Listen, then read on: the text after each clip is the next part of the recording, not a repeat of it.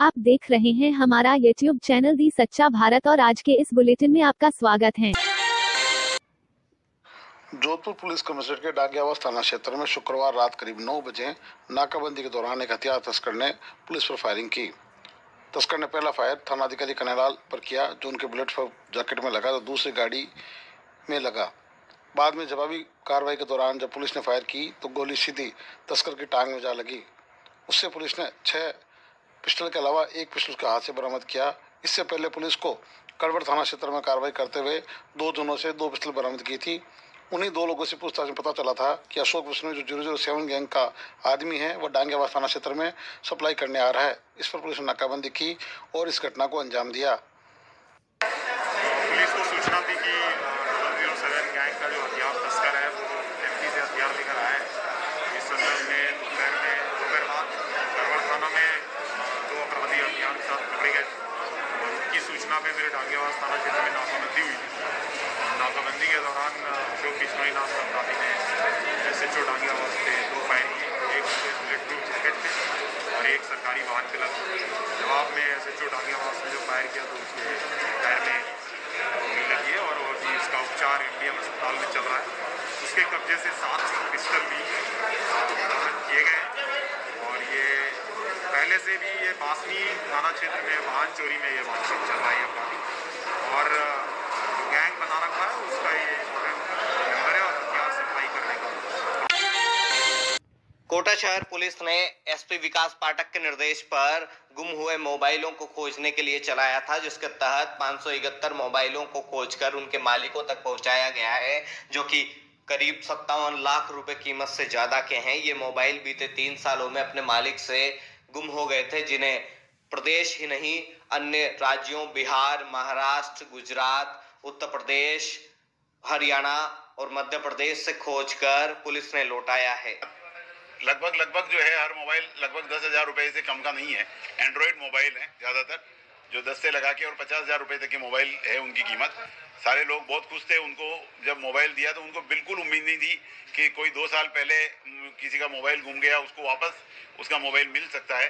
इनको हमने बहुत दूर से इनको ट्रैक करके लाए। हम कोई उत्तर प्रदेश से भी इसमें मोबाइल आए हैं, तो हरियाणा से भी आए, दिल्ली से भी आए और गुजरात से भी आए। किसी को कहीं मिला, किसी ने किसी को बेचा, तो एक लंबी सी चेन है और लंबी सी इसकी इन्वेस्टिगेशन होने के बाद इनको सबको हमने इकट्ठा किया। पुलिस का कहना है कि मालिकों को उम्मीद भी नहीं थी कि उनके गुम हुए मोबाइल उन्हें वापस मिल जाएंगे, लेकिन जब ये वापस मिले तो उन्हें काफी खुशी हुई। डूंगरपुर जिले के दोवड़ा थाना क्षेत्र के बोरतलाई गांव में एक युवक ने अपने घर में फांसी का फंदा लगाकर आत्महत्या कर ली। आत्महत्या को लेकर कारण 8 साल पहले पत्नी के नाते चले जाना बताया जा रहा है। दोवड़ा थाना पुलिस के अनुसार नाथू आहारी ने रिपोर्ट दर्ज करवाई है, जिसमें बताया है कि दिनेश आहारी उम्र 35 वर्ष निवासी बोरतलाई की पत्नी 8 साल पहले उसे छोड़कर नाते चली गई थी। इसके बाद से वह अकेला रहता था और नशा करने लगा था। शुक्रवार दोपहर के समय दिनेश ने अपने घर में लकड़ी की बल्ली से बिजली के तार का फंदा लगाकर आत्महत्या कर ली। परिवार के लोग जब घर लौटे तो उन्होंने दिनेश को फंदे पर लटका हुआ देखा, जिससे उसकी मौत हो चुकी थी। घटना के बाद क्षेत्र में सनसनी फैल गई और बड़ी संख्या में लोग एकत्रित हो गए। वहीं घटना की जानकारी पर दोवड़ा थाना पुलिस भी मौके पर पहुंची। घर के अंदर फांसी का अपने बिजली के तार को आता है, वो तार से फांसी खा के लटक के मर गए।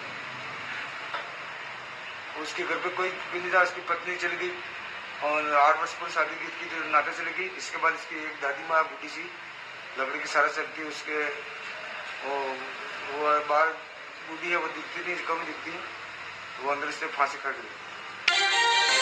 विरासत संरक्षण बाइलाज 2020 ये भी पहली बार बने हैं। विरासत के संरक्षण के बाबत अगर कोई बाइलाज आज तक 70 साल में कभी नहीं बनाए गए, लेकिन ये पहली बार बनाए गए। हस्तांतरण और विक्रय स्वीकृति और ऋण के लिए कोई भी मौका जाकर के नहीं देखेगा। दस्तावेजों के आधार पर उसको 10 रोज के अंदर बाकायदा उसकी इजाजत देनी पड़ेगी। 8 करोड़ 75 लाख व्यय करेगी लीगेसी वेस्ट के निस्तारण पर, ये घोषणा है। 6 करोड़ 78 लाख व्यय करके जवाहरलाल नेहरू चिकित्सालय अजमेर में 100 शैय्याओं का आइसोलेशन विंग का निर्माण भी किया जाएगा। 7 करोड़ व्यय करके 128 स्लाइस की CT स्कैन अजमेर में, 15 करोड़ 300 टन प्रतिदिन क्षमता का सॉलिड वेस्ट प्रोसेसिंग प्लांट भी अजमेर में लगाया जाएगा। नहीं, स्मार्ट सिटी के हैं, लेकिन स्मार्ट सिटी पे कोई केंद्र सरकार का ही ठेका नहीं है। 50% पैसा हमारा भी लगा हुआ है। ये भी मानो आप कि स्मार्ट सिटी को लोग ये प्रचारित करते हैं कुछ लोग कि साहब ये सारा का सारा पैसा जो है केंद्र सरकार के द्वारा दिया गया है। 50% हमारा है एक साथ। पैसे के अलावा भी सारे के सारे एम्प्लॉइज जो स्मार्ट सिटी को इम्प्लीमेंट करते हैं वो भी सब हमारे हैं, उनकी तनख्वाहें भी हम देते हैं। स्वच्छ वायु कार्यक्रम जोधपुर, जयपुर और कोटा को एयर क्वालिटी इंप्रूवमेंट के लिए प्रथम किस्त के अनुदान के रूप में 140 करोड़ 50 लाख की स्वीकृति जारी की गई है। इन शहरों में ग्रीन स्पेस डेवलपमेंट, आधुनिक मशीनों के द्वारा रोड की सफाई, सड़कों की मरम्मत कार्य, एंटी स्मोक गन से वायु प्रदूषण को रोकने का उपाय किए जाएंगे। करती नहीं मिली आपको, फिर सदन का क्यों समय खराब कर रहे हो?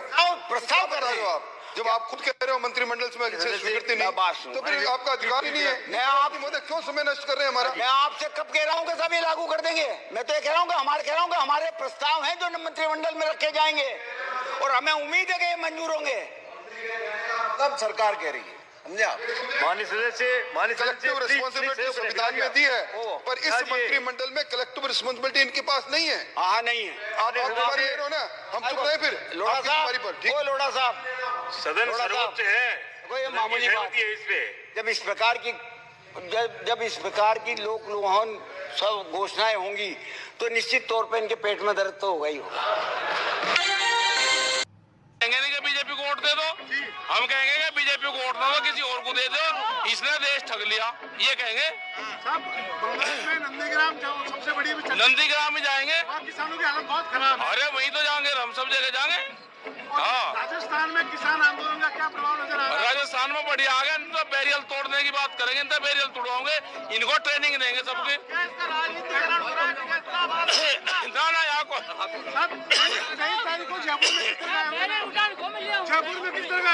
जयपुर में जो सरदार भगत सिंह का उनका वो है, वो प्रोग्राम होगा, पूरे देश में मनाया जाएगा। कोई राजनीतिकरण नहीं है जी। नवंबर-दिसंबर में आंदोलन खत्म हो जाएगा। जब तक सरकार आ जाएगी, सरकार जब तक बात कर लेगी, नवंबर-दिसंबर तक, ये जब तक कोई चीज उठती नहीं है उससे पता नहीं लगता। अभी मैं भी कल से जब विधानसभा था, अभी भी सुबह में विधानसभा देख के आया, तो वास्तव में बहुतायत जो संख्या है, जिन लोगों के पास 50 लोग जो सिटिंग अरेंजमेंट किया हुआ है, जिनके पास माइक की व्यवस्था नहीं है, उसमें से अधिकांश SC ST माइनॉरिटी के लोग हैं। बिल्कुल सच्ची बात है, इसमें कोई यथार्थ लेने की आवश्यकता नहीं है। माननीय चीफ मिनिस्टर साहब महेश जोशी जी को सोचना चाहिए था कि क्या क्राइटेरिया उन्होंने उस समय बनाया सिटिंग अरेंजमेंट का, कि कौन से सीनियर यूनिटी लोगों को भी नहीं देखी, सीनियर लोग भी पीछे बैठे हुए, फर्स्ट बार सेकंड बार टर्म वाले लोग भी आगे बैठे हुए, 3-3 बार 5-5 लोहे हुए लोग भी। हम याद तो हमेशा करते हैं अम्बेडकर जी को, सब लोग कहते भी हैं, लेकिन अम्बेडकर जी ने जो संविधान बनाया है, उस संविधान को चलाने की जो जिम्मेदारी है हमारी, अध्यक्ष जी संविधान के ऊपर चला रहे हैं। लेकिन जब माननीय हमारे महेश जोशी जी ने जब सिटिंग अरेंजमेंट करा, तब इन बातों का थोड़ा सा ध्यान नहीं रखा। और वो एक बात और कह रहे थे, मेरे को कल मीडिया में सुनने को मिला, आज अखबार में पढ़ने को मिला, कि हम माननीय विधायक की नाराजगी को दूर करेंगे। ये कोई माननीय एक विधायक की कोई नाराजगी नहीं है, जो सिटिंग अरेंजमेंट किया हुआ है उससे कई लोग व्यथित हैं। जैसे बोला कि अमीन खान जैसे वरिष्ठ नेता, जिनको सीटों में आगे से पीछे आने में दिक्कत होती है या पीछे से आगे जाने में दिक्कत होती है, ऐसे बहुत सारे लोग हैं। मेरी पड़ोस वाली सीट के ऊपर नागर साहब बैठे 3-3 बार जीत के आए हैं। उसके जस्ट बगल में हमारे मुरारलाल मीणा जी बैठे हैं, वो भी तीसरी बार जीत के आए हैं। 4-4 बैठे हुए 4-4 बार जीते हुए लोग भी हैं, 5 बार जीते हुए लोग भी हैं। तो कहीं ना कहीं चूक हुई है, इसको बैठ के सुधारने की आवश्यकता है कि जिनके वोट के ऊपर ये सरकार बनी है, उनका ध्यान रखने की आवश्यकता है कि वास्तव में जिन लोगों ने, जिनके खून पसीने की मेहनत से ये जो कांग्रेस की सरकार बनी है, उनको सदन में उचित महत्व देना अति आवश्यक है। मैं माननीय महेश जोशी जी से फिर आग्रह करूंगा कि तत्काल प्रभाव से इन सीटों को देखें। हम जैसे पहले जैसे नौजवान है, किसी भी कैटेगरी से आते हो, SC के हो, जर्नल हो, सब कुछ हो, हम पीछे बैठने के लिए सब लोग तैयार हैं, लेकिन जिन लोगों ने, जो लोग 5 बार चुनाव जीत के आए हैं, 3 बार चुनाव जीत के आए हैं, जो लोग सीनियर हैं, वास्तव में उनका ध्यान रखा जाए, चाहे वो किसी भी समाज के हों। मैं को ये नहीं कह रहा हूं कि ऐसे समाज का विशेष ध्यान रखा जाए, लेकिन जिन लोगों के आज जांच का विषय यह है कि वास्तव में क्या जिन लोगों के सीटिंग अरेंजमेंट में जिन 50 लोगों के पास में माइक नहीं है, उन लोगों में ज्यादातर कौन है, इसकी लिस्ट जारी होनी चाहिए। और क्यों उन लोगों को पीछे बिठाया गया है, क्या क्राइटेरिया बनाया गया है, ये माननीय चीफ व्हिप को साफ करना चाहिए। वो एक आदमी का मुद्दा नहीं है, वो ये मेरा मुद्दा नहीं है, ये वास्तव में SC ST का, माइनॉरिटी का मुद्दा है कि जिनके ऊपर ये सरकार बनी है, जिनके वोटों से सरकार बनी है, अगर उनकी आवाज को इसी तरह से दबा दिया गया है तो गलत होगा।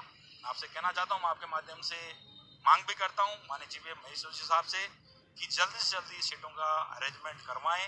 माननीय अध्यक्ष जी ने साफ साफ कह दिया कि उनका इसमें कोई लेना देना नहीं है। अध्यक्ष जी ने जो आदेश दिया वो किया, वो करा। माननीय रमेश मीणा जी ने जो बात कही वो यही कही थी कि मैं अपनी सीट से बोलना चाहता हूँ। अगर वो बिना माइक पे बोलते तो ठीक था, अपनी आवाज को पहुंचा सकते थे, बोलते भी हैं। लेकिन जो ये सरासर जो गलती हुई है, कहीं न कहीं टेक्निकल गलती है, इसको समय रहते सुधारना चाहिए, यही मांग मैं करता हूँ। और ये इसका पूरे के पूरे समाज के अंदर नेगेटिव प्रभाव जा रहा है, क्योंकि पहले से कब तक, जब मुझ तक पता नहीं था कि कितने लोग SC ST के बैठे हैं, कितने माइनॉरिटी के लोग बैठे हुए हैं, लेकिन जब ये चीज सार्वजनिक हो गई है, सबको पता लग गया है, तो पूरे राजस्थान इस चीज को देख रहा है कि जो सिटिंग अरेंजमेंट किया हुआ है ये व्यवहारिक नहीं है, इसको व्यवहारिकता में लाना चाहिए। So guys, my Zomato order was late and I was talking to the customer care executive, and meanwhile the delivery person just did this. He hit me, left me bleeding here and ran off. Please share this video. ये तस्वीर और ये video आपको याद होंगे। हितेशा नाम की लड़की ने जोमेटो के डिलीवरी बॉय पर हमले का आरोप लगाया था। अब डिलीवरी बॉय कामराज का पक्ष सामने आने के बाद इस मामले में नया ट्विस्ट आ गया है। लोग पूछ रहे हैं कि पीड़ित लड़की है या फिर लड़का। कामराज ने क्या कहा वो जान लीजिए। डिलीवरी लेट होने पर मैंने माफी मांगी, लेकिन वो लड़की झगड़ती रही, पैसे देने से इनकार कर दिया। मैंने ऑर्डर वापस मांगा, लेकिन खाना लौटाने के बजाय लड़की ने मुझे चप्पल से मारने की कोशिश की। मैं खुद को बचा रहा था, तब लड़की का हाथ खुद उसके मुंह पर लगा और उसी की रिंग से वो चोटिल हो गई। लोग कह रहे हैं कि पूरा मामला पता करे बिना जोमेटो ने उस पर कार्रवाई कर दी। इस पर जोमेटो के फाउंडर ने सफाई देते हुए लिखा, हम हितेशा और कामराज दोनों के संपर्क में हैं, दोनों की मदद की जा रही है।